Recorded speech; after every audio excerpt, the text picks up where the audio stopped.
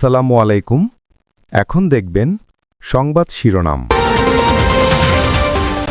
প্রথা ভেঙে সংসদের দক্ষিণ প্লাজায় কাল এমপি মন্ত্রীদের শপথ। আমন্ত্রণ পেয়েছেন সার্কভুক্ত দেশের পররাষ্ট্রমন্ত্রীরা।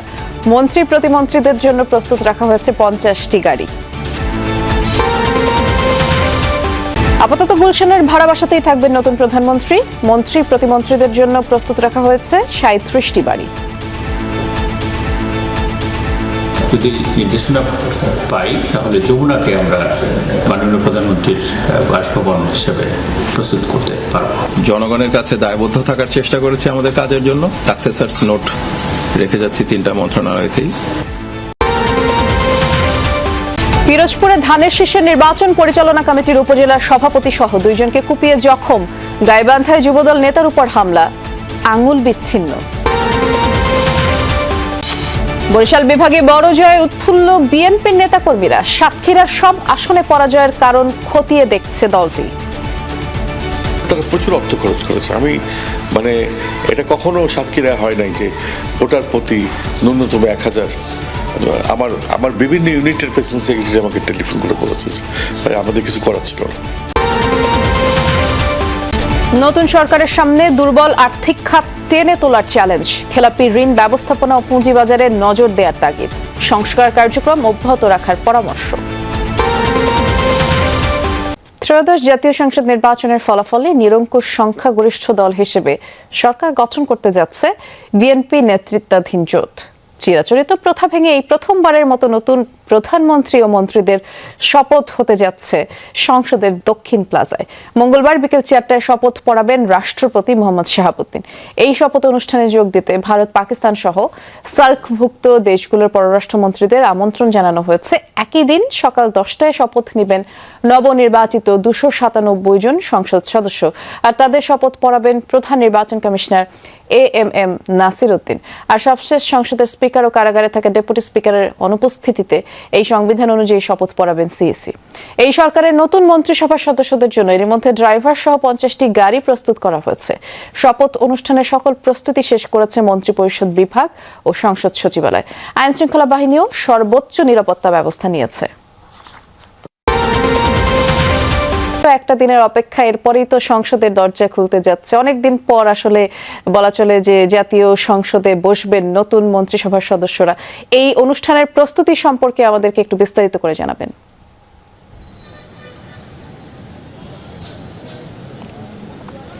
1.5 বছরের বেশি সময় পরে আবারও প্রাণবন্ত হতে যাচ্ছে জাতীয় সংসদ। এই জাতীয় সংসদে শপথ অনুষ্ঠান অনুষ্ঠিত হবে। এমপিদের যে শপথ সেটি আসলে জাতীয় সংসদের ভেতরে যে শপথ পাঠকক্ষ আছে সেখানে সেটি অনুষ্ঠিত হবে। সেখানে নানা ধরনের প্রস্তুতি একেবারে শেষ। কক্ষ প্রস্তুত এবং অন্যান্য প্রস্তুতির পাশাপাশি দাপ্তরিক যে বিষয়গুলো আছে, শপথ বাক্য এবং রেজিস্টার বুকের যে বিষয়টি, সেটি সব ধরনের প্রস্তুতি আসলে এই মুহূর্তে শেষ।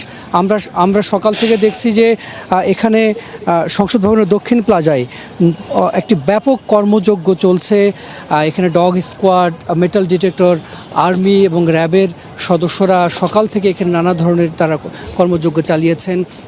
পাশাপাশি পুরো মাঠ পরিচ্ছন্ন করবার যে বিষয়টি সেটি আসলে করে ফেলা হয়েছে এবং সামনে যে জায়গায় মঞ্চ তৈরি করা হবে, বসার জায়গা, 3500 অতিথি বসবার যে আয়োজন, সামগ্রিকভাবে সবই বলা চলে যে একেবারেই শেষ পর্যায়ে সব প্রস্তুত করে এখানে রাখা হয়েছে। কিছুক্ষণ আগে এখানে বিএনপি নেতা এবং নবনির্বাচিত সংসদ সদস্য শহীদ উদ্দিন চৌধুরী অ্যানি এসেছিলেন। তিনি জায়গাটি ঘুরে দেখেছেন। তিনি গণমাধ্যমে বলেছেন যেহেতু এই সরকার জনগণের সরকার, সুতরাং জনগণের কাছাকাছি থেকে তারা শপথ নিতে যাচ্ছেন। সেই কারণেই মূলত সংসদের এই দক্ষিণ প্লাজায় শপথটি অনুষ্ঠিত হতে যাচ্ছে। জানেন, আগামীকাল সংসদ সদস্যদের পাশাপাশি সংবিধান সংস্কার পরিষদের সদস্যদেরও শপথ হওয়ার কথা রয়েছে। নির্বাচিতদের 2টি শপথের বিষয়ে প্রস্তুতিও নিচ্ছে জাতীয় সংসদ সচিবালয়।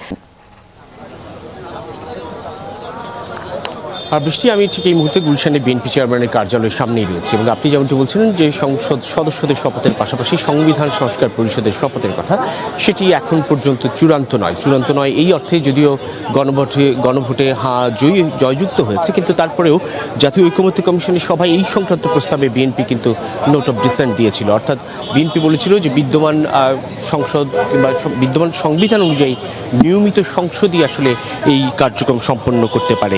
যদিও সেখানে এখন এই আসন্ন যে সংসদ গঠিত হতে যাচ্ছে, সেখানে যে বিরোধী দল হতে যাচ্ছে সেই জামায়াত ইসলামী এবং এনসিপি, তারা সেই বিষয়টিতে একাত্মতা পোষণ করছিল। অর্থাৎ তাদের বক্তব্য অনুযায়ী সংবিধান সম্পর্কিত যেসব সংস্কার প্রস্তাব জুলাই সনদে আছে সেগুলো বাস্তবায়ন হলে সংবিধানের মৌলিক পরিবর্তন ঘটবে বা ঘটার সুযোগ আছে। কিন্তু নিয়মিত সংবিধানের মৌলিক কাঠামোয় পরিবর্তন আনতে পারে কিনা তা নিয়ে প্রশ্ন ওঠার সুযোগ আছে। এভাবে সংবিধান সংশোধন হলে পরবর্তীতে আদালতে চ্যালেঞ্জেরও এক ধরনের শঙ্কা রয়েছে। যদিও জাতীয় ঐকমত্য কমিশনের সেই সভাগুলোতে বিএনপি যেমন নোট অফ ডিসেন্ট দিয়েছে, তখন দলের স্থায়ী কমিটির সদস্য সালাউদ্দিন আহমদ, যিনি ঐকমত্য কমিশনে বিএনপি প্রতিনিধিত্ব করেছিলেন, তিনি সবসময় বলেছেন যে সংবিধান সংস্কার পরিষদ একটা নতুন ধারণা নিয়ে এসেছে ঐকমত্য কমিশন। এই পরিষদ গঠনের কথা রাষ্ট্রপতি কর্তৃক যে আদেশ দেওয়া হয়েছিল সেই আদেশে বলা হয়েছে। রাষ্ট্রপতির অধ্যাদেশ জারির ক্ষমতা থাকলেও আদেশ জারির ক্ষমতা নেই, এমন একটি অবস্থান ছিল বিএনপির তরফ থেকে। এখন পর্যন্ত বিএনপি যে স্বাক্ষরিত জুলাই সনদ, সেই বিষয়ে তাদের অবস্থান পরিষ্কার করেছে এবং স্বাক্ষরিত জুলাই সনদে উল্লেখ ছিল নোট অফ ডিসেন্টের কথা, যদিও পরবর্তীতে গণভোটে সেই নোট অফ ডিসেন্টগুলো উল্লেখ নেই এবং সেখানে খানিকটা জটিলতাও সৃষ্টি হয়েছে। যদিও কেউ রাজনৈতিক বিশ্লেষকরা বলছেন সেই জটিলতার কোনো ধরনের অবকাশ নেই, তারপরেও এখন অপেক্ষা করতে হবে আসলে আগামীকাল সকাল পর্যন্ত বলা চলে, কেননা দলের মহাসচিব মির্জা ফখরুল ইসলাম আলমগীর খানিক আগেই বেরিয়ে গেলেন। এখন চেয়ারম্যান তারেক রহমান আছেন কার্যালয়ের ভিতরে, তার সঙ্গে রয়েছে স্থায়ী কমিটির সদস্য আমির খসরু মাহমুদ চৌধুরী, নজরুল ইসলাম খান এবং অঙ্গ সহযোগী সংগঠনের নেতৃবৃন্দ, অর্থাৎ বিএনপির যে অঙ্গ সহযোগী সংগঠনের নেতারা রয়েছেন তাদেরকেও ডেকেছেন তারেক রহমান, তাদের সঙ্গে আলাদা করে একটি বৈঠক করার কথা রয়েছে এই মুহূর্তটায়। আর চূড়ান্ত সিদ্ধান্ত এই সংক্রান্ত, অর্থাৎ সংবিধান সংস্কার পরিষদের শপথ গ্রহণ করবে কিনা সেই সংক্রান্ত সিদ্ধান্ত পরবর্তীতে আসলে জানা যাবে, এখন পর্যন্ত চূড়ান্ত নয়। প্রায় 2 দশক পর রাষ্ট্র ক্ষমতায় বাংলাদেশ জাতীয়তাবাদী দল বিএনপি। সরকার গঠনের প্রক্রিয়া এগোতেই এখন জোর আলোচনা। কোথায় থাকবেন নবনির্বাচিত সরকারের ভাবী প্রধানমন্ত্রী তারেক রহমান? গণপূর্ত অধিদপ্তর জানিয়েছে নতুন করে প্রধানমন্ত্রীর সরকারি বাসভবন নির্মাণের পরিকল্পনা প্রক্রিয়াধীন, আর সেটি বাস্তবায়নের আগ পর্যন্ত তারেক রহমান চাইলে রাষ্ট্রীয় অতিথি ভবন যমুনায় থাকতে পারবেন, কিন্তু সেটিও প্রস্তুত করতে মাসখানেক সময় লেগে যেতে পারে। আমাদের সহকর্মী রেদওয়ান আহমেদের রিপোর্টে বিস্তারিত দেখব।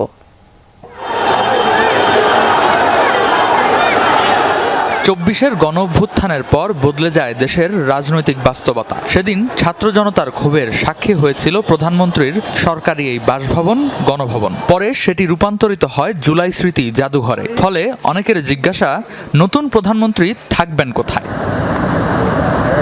গৃহায়ন ও গণপূর্ত মন্ত্রণালয় বলছে প্রধান উপদেষ্টার বাসভবন যমুনাকে প্রধানমন্ত্রীর সরকারি বাসভবন হিসেবে প্রস্তুত করা হতে পারে। এ বিষয়ে নির্দেশনা পেলে কাজ করবে তারা।